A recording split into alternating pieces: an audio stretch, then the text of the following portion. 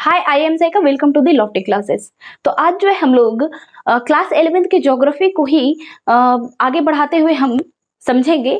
हमने first part में जो है इस चैप्टर के फर्स्ट पार्ट में हमने समझा था कि ग्रहों का निर्माण या पृथ्वी के निर्माण से संबंधित जो है आरंभिक सिद्धांत को हमने पढ़ा था, जिसमें हमने पढ़ा था कि लोकप्रिय मत, ठीक है, प्रारंभिक एवं लोकप्रिय मत जो था उसके बारे में हमने पढ़ा। फिर उसके बाद हमने निहारिका परिकल्पना को समझा था, निहारिका क्या होती है वो हमने समझा। फिर साथ ही द्वैतारक सिद्धांत को हमने पढ़ा था और उसके बाद जो है आगे जाकर के हमने ये आधुनिक सिद्धांत को पढ़ा था, जिसमें हमने बिग बैंग थ्योरी को समझा था। ठीक है, आज के क्लास में हम लोग जो है तारों का निर्माण, ग्रहों के निर्माण, सौर मंडल और चंद्रमा आदि के निर्माण के बारे में हम लोग पढ़ेंगे। ठीक है, तो आज जो है सबसे पहले हम लोग समझ लेते हैं कि तारों का निर्माण कैसे हुआ। तो देखो, सबसे पहले जो है आरंभिक ब्रह्मांड जो था, आरंभिक ब्रह्मांड में जो है ऊर्जा और पदार्थ का जो वितरण था वो समान नहीं था। ठीक है, साथ ही जो है इसकी डेंसिटी में जो थी वो भिन्नता थी। ठीक है, और गुरुत्वाकर्षण बल भी जो था वो में भी भिन्नता थी। और यही रीजन है कि पदार्थों का क्या हुआ, एकत्रण प्रारंभ हो गया। ठीक है, और आकाश गंगा के निर्माण का आधार बना। ठीक है, किसका आधार बना? आकाश गंगा के निर्माण का आधार बना। अब इसको हम अच्छे से समझते हैं। देखो, हम ये बात जानते हैं कि प्रत्येक पदार्थ, किसी भी पदार्थों की जो ग्रेविटेशनल फोर्स होती है वो डिफरेंट होती है, और जिसका ज्यादा होता है वो कोशिश करता है कि जिसका जो पिंड का गुरुत्वाकर्षण बल कम होता है उसको अपनी ओर आकर्षित करना। ठीक है, तो वही काम चल रहा था और गुरुत्वाकर्षण बल के कारण ही जो है पदार्थ जो है एक दूसरे की ओर क्या कर रही थी, अपनी ओर खींचने की कोशिश कर रही थी। यही रीजन था कि सारे पदार्थों का क्या हो गया, एकत्रण हुआ, और एकत्रण के कारण ही जो है वो सारे पदार्थ जुड़ के जो है एक बड़े पिंड का आकार ले लेता है। और यही जो परिस्थिति थी, यही जो है स्थिति उत्पन्न होने के कारण जो है आकाश गंगाओं के निर्माण का क्या बन गया, बेस तैयार हो गया, फाउंडेशन तैयार हो गया। ठीक है, स्थिति उत्पन्न हो गई, आकाश गंगा निर्माण करें। यहाँ पर देखो, एक आकाश गंगा जो वर्ड आया है इसका मतलब क्या होता है। आकाश गंगा जो होता है वो तारों के समूह को ही हम लोग कहते हैं आकाश गंगा। मिल्की वे भी के नाम से भी हम लोग इसको जानते हैं। साथ ही जो है आकाश गंगा जो होता है वो हमारे अर्थ से जो है कह सकते हैं हम लोग कई हजारों प्रकाश वर्ष के डिस्टेंस में है। देखो, प्रश्न कभी कभार पूछ दिया जाता है कि प्रकाश वर्ष जो है, देखो प्रकाश वर्ष, ठीक है, लाइट एयर, क्या आ रहा है यहाँ पे वर्ड, लाइट एयर। और एयर आते ही हम लोग समझ जाते हैं कि लगता है ये किसी टाइम को दर्शाने वाला कुछ मतलब यूनिट है, लेकिन ये जो है किसी टाइम को नहीं इंडिकेट करता है, बल्कि ये जो है दूरी को मापन करता है, दूरी का मापन करता है। ठीक है, तो हमारा जो आकाश गंगाएं जो है वो अर्थ से कई हजारों प्रकाश वर्ष के डिस्टेंस पे है। ठीक है, अब हम अगला बात कर लेते हैं कि देखो, बढ़ती हुई निहारिका, निहारिका पहले कम थी, फिर धीरे धीरे उसमें वृद्धि हो रहा था। हमने ये चीज बिग बैंग थ्योरी में देखा था कि एक एकाक परमाणु था और उसमें विस्फोट होता है और फिर निहारिका जो है उसमें बहुत ही ज्यादा ग्रोथ होता है, बहुत ही ज्यादा। ठीक है, एक टाइम तक। और बढ़ती हुई निहारिका में जो है गैस के झुंड विकसित हुए थे। ठीक है, अब विस्फोट होगा तो बहुत सारी एनर्जी, बहुत सारी गैस जो है उसका क्या हुआ था, रिलीज हुआ था, और ये गैसें जो है, गैसों के झुंड विकसित हुए थे और ये झुंड जो है बढ़ते बढ़ते घने गैसीय पिंड बन गए। क्या बन गए, बहुत ही बड़े आकार का, जिसका हम सोच भी नहीं सकते, इमेजिन भी नहीं कर सकते। आप कह सकते हो पृथ्वी एवं उससे भी बड़े। यही रीजन है कि तारे जो है उसका आकार काफी ज्यादा बड़ा है, यहाँ तक कि सूर्य से भी काफी ज्यादा बड़ा है तारे होते हैं। ठीक है, तो इतने बड़े जो है वो गैसीय पिंड बने और यही जो है तारों के निर्माण के लिए अनुकूल स्थिति पैदा होता है और वो तारे का निर्माण हो जाता है। ठीक है, क्योंकि यही गैसीय पिंड जो है वो तारे का रूप ले लेता है। और मान्यता ये है कि लगभग 5 से 6 अरब वर्ष पूर्व जो है वो तारों का निर्माण हुआ था। ठीक है, अब हम आगे देख लेते हैं कि ग्रहों का निर्माण कैसे हुआ। तो देखो, हमने निहारिका समझ रखा था। ठीक है, निहारिका क्या चीज होती है, तो हाइड्रोजन, हीलियम और कुछ धूल कण से बना होता है निहारिका। ठीक है, और निहारिका की ओर जो है उनके अंदर जो है गैसीय गुंठित झुंड है। हमने ये चीज यहाँ पे पढ़ लिया है तारों के निर्माण में कि गैसीय गुंथित झुंड जो है वो बन गए थे, बहुत ही बड़ा गैसीय पिंड का निर्माण हो रहा था। और ये गुंथित झुंडों में जो है गुरुत्वाकर्षण बल भी था, जिसके कारण जो है गैसीय बादल में जो है क्रोड का निर्माण हो जाता है। किस चीज का निर्माण हो जाता है? ये गैसीय पिंड है और इसके बीच में क्रोड का निर्माण हो जाता है और इसके चारों तरफ जो है पदार्थ जो है वो चक्कर लगा रहे होते हैं, घूम रहे होते हैं, हाइड्रोजन, हीलियम और अदर धूल कण। ठीक है, और यही धूल कण जो है वो तस्तरी नुमा आकृति का रूप लिया हुआ होता है। और यही जो देखो क्रोड के चारों ओर गैसें एवं धूल कण घूमते हुए तस्तरी विकसित होती है। ठीक है, और यही तस्तरी जो है धीरे धीरे इसमें ग्रोथ होता है और वो जो है छोटे गोले का आकार ले लेता है। और इस गोले में जो है गुरुत्वाकर्षण बल चूंकि कार्य कर रहा है और अणुओं का संगठन जो है वो शुरू हो चुका था। यही रीजन था कि सारे पार्टिकल्स एक दूसरे से जुड़ रहे थे, एक दूसरे से क्या हो रहे थे, काफी नजदीक आ रहे थे और एक दूसरे से जुड़ रहे थे, संगठित हो रहे थे। ठीक है, और यही जो है संगठित होकर के जो है एक बड़ा पिंड का आकार ले लेता है। किस चीज का आकार ले लेता है? बड़े से पिंड का आकार ले लेता है और वही जो आकार लेता है वही बड़े पिंड जो होते हैं वो ग्रह होता है। ठीक है, हमने ये चीज पहले भी समझा था और आज भी हमने समझा कि तारों का निर्माण कैसे होता है, ग्रहों का निर्माण कैसे होता है। ठीक है, तो आई होप कि आपको ये सारी चीजें समझ में आ रही होंगी। अब हम लोग सौरमंडल को समझेंगे कि हमारा सौरमंडल जो है, सोलर सिस्टम जो है वो क्या है। ठीक है, उसको हम लोग समझ लेते हैं। हालांकि हमने 6th क्लास के ज्योग्राफी में भी सौरमंडल को पढ़ा था, लेकिन यहाँ पर भी थोड़ा हम देख लेंगे। ठीक है, आपका रिवीजन भी हो जाएगा। ठीक है, सौरमंडल, सौरमंडल में जो है एक सूर्य है, सूर्य के साथ साथ कुछ ग्रह हैं, उपग्रह है, सैटेलाइट है, क्षुद्र ग्रह है, एस्टेरॉइड है और कुछ कॉमेट है, धूम केतु है जिसको हम लोग पुच्छल तारा भी कहते हैं। धूमकेतु, कुछ कॉमेट्स है। मेनली हम लोगों को ये सारे जो है पिंड का निर्माण कैसे हुआ होगा, तो ये सारे जो है सौरमंडल की उत्पत्ति का जो जनक माना जाता है वो निहारिका को माना जाता है। किसको माना जाता है? निहारिका को माना जाता है। तो निहारिका को आप ध्यान में रखना।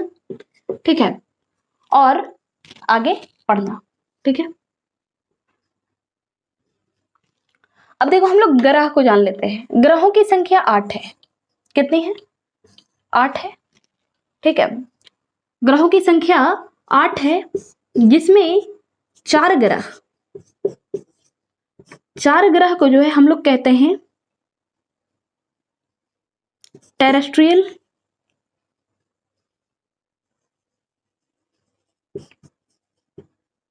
प्लैनेट और 4 को कहते हैं जोवियन प्लैनेट। ठीक है, तो जो टेरेस्ट्रियल प्लैनेट होती है जिसको पार्थिव ग्रह कहते हैं और जोवियन को जोवियन ही हम कहते हैं।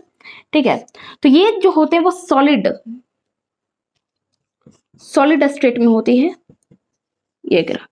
ठीक है, जिस तरह से पृथ्वी है। और इसमें सबसे पहला ग्रह है बुध, फिर है शुक्र और फिर है आपका पृथ्वी यानी कि अर्थ और फिर है मंगल। ठीक है, और ये देखो ये क्या है आपका सन और यहां पे है बुध, मरकरी, फिर है वेनस यानी कि शुक्र और फिर है अर्थ और फिर है मंगल। ठीक है, और बीच में जो है बहुत सारे असंख्य क्षुद्र ग्रह हैं, छोटे छोटे क्षुद्र ग्रह हैं और इसकी एक पेटी है जिसको हम लोग कहते हैं क्षुद्र ग्रह की पट्टी। ठीक है, और उसके बाद ये जो 4 ग्रह हैं इसको हम लोग कहते हैं टेरेस्ट्रियल प्लैनेट। और बाकी इसके बाद ये बेल्ट के बाद जो ग्रह हैं जिसका निर्माण जो है गैसों से हुआ है। किससे हुआ है? गैसों से हुआ है, गैस से हुआ है। ठीक है, और ये जो है आपका गैसीय पिंड है जिसमें सबसे पहले जुपिटर आता है, मार्स, जुपिटर आता है, और फिर जो है आपका शनि आता है, और उसके बाद अरुण, और फिर वरुण। ठीक है, तो ये जो 4 ग्रह हैं, ये आपका जोवियन ग्रह है, इसको बाह्य ग्रह भी कहते हैं, और इसको आंतरिक ग्रह भी कहते हैं। ठीक है, प्रश्न आपसे ये पूछ सकता है कि सौर मंडल में 4 ग्रह जो है वो कैसा है, सॉलिड स्टेट में है। ठीक है, और 4 ग्रह जो है वो गैसीय स्टेट में है। ऐसा क्यों, इसका रीजन क्या है, इसका आंसर आप खुद लिखेंगे। इसका आंसर आपको तारों के निर्माण एवं ग्रहों के निर्माण में मैंने आपको क्लियर कर दिया है।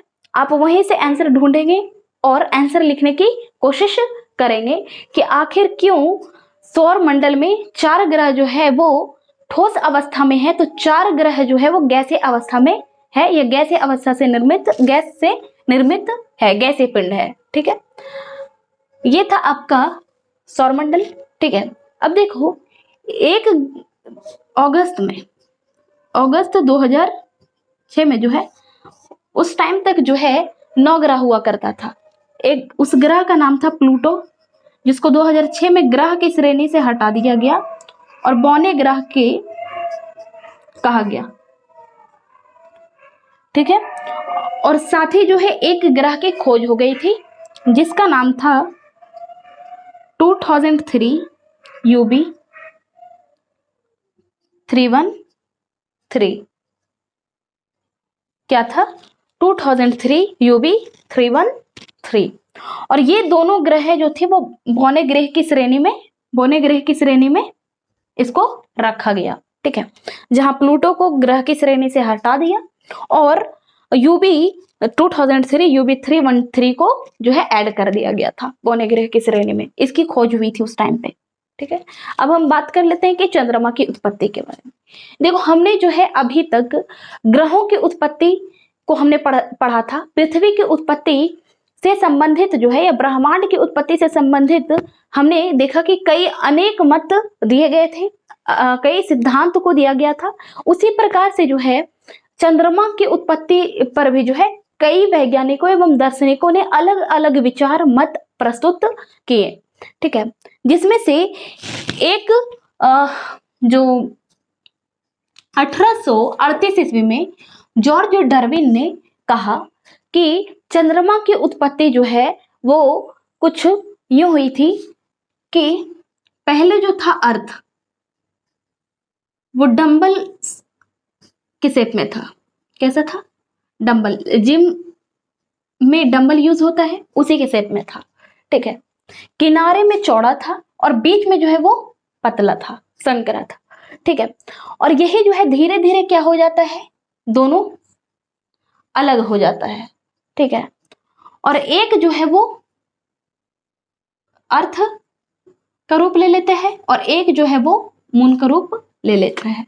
और कहा जाता है कि ये दोनों जो है वो एक ही पिंड से चूंकि अलग हुआ है, इसलिए जो मून है वो अभी वर्तमान में उस पदार्थ से निर्मित हुआ है जहां पर अभी प्रशांत महासागर है।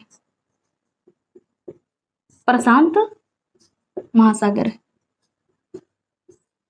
ठीक है, ये मत था। और दूसरा जो इंपॉर्टेंट सिद्धांत है वो है आपका द बिग स्प्लैट।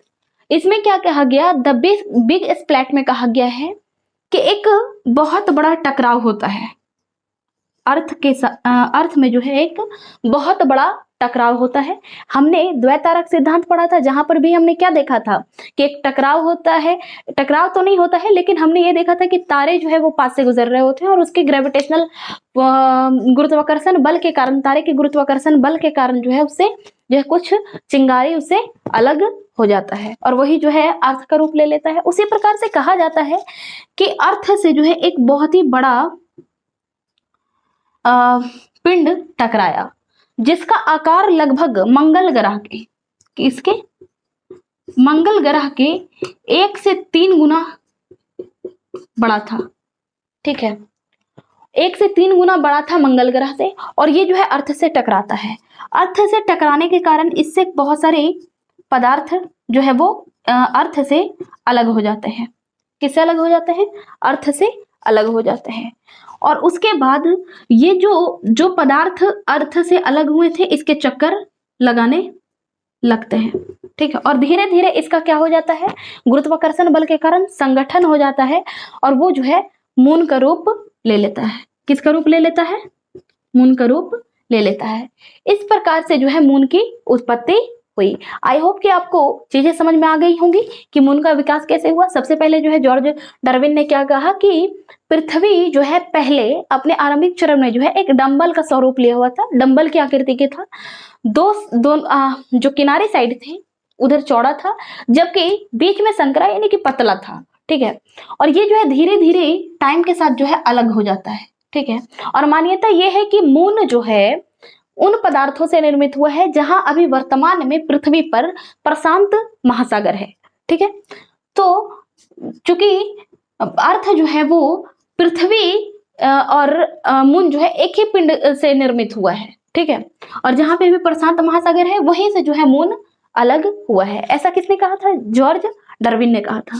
फिर जो है द बिग स्प्लैट की घटना देखी जाती है। मतलब इसमें कहा जाता है कि अर्थ से जो है मंगल से लगभग 1 से 3 गुना अधिक बड़ा पिंड जो है वो अर्थ से टकराता है, जिसके कारण उसके कुछ पार्टिकल्स जो है अलग हो जाते हैं। वो जो है अर्थ के चारों तरफ फिर मूव करने लग जाते हैं, और यही जो है धीरे धीरे उसमें आकर्षण बल के कारण सारे पार्टिकल्स एक दूसरे से जुड़ जाते हैं, उसका संगठन होता है, और वो जो है मून का रूप ले लेता है, ठीक है। इस प्रकार हमने देख लिया कि तारों का निर्माण कैसे होता है, ग्रहों का निर्माण कैसे होता है, हमारा सौर मंडल क्या है, और चंद्रमा की उत्पत्ति कैसे होती है। आई होप कि आपको यहाँ तक समझ में आ गया होगा। बाकी कुछ टॉपिक्स रह गए हैं, जैसे कि आपका स्थल मंडल का निर्माण, ठीक है, वायुमंडल, जल मंडल का निर्माण, और जयमंडल या जीवन की उत्पत्ति, ठीक है, वो कब से स्टार्ट होता है। वो सारे कुछ टॉपिक बच गए हैं, काफी थोड़ा सा टॉपिक बच गया है जो कि हम नेक्स्ट पार्ट में देख लेंगे। आई होप कि अब तक की सारी चीजें आपको समझ में आ रही होंगी। कहीं डाउट है, कोई भी डाउट या कुछ भी आपको लगता है तो आप कमेंट सेक्शन में कमेंट करके जरूर बताएं। और वीडियो अच्छा लगता है तो लाइक करना बिल्कुल ना भूलें, और ज्यादा से ज्यादा लोगों को शेयर करें। और इसी तरह से आप जो है हमें देखते रहें और हमें सपोर्ट करते रहिए। Thank you, thanks for watching me.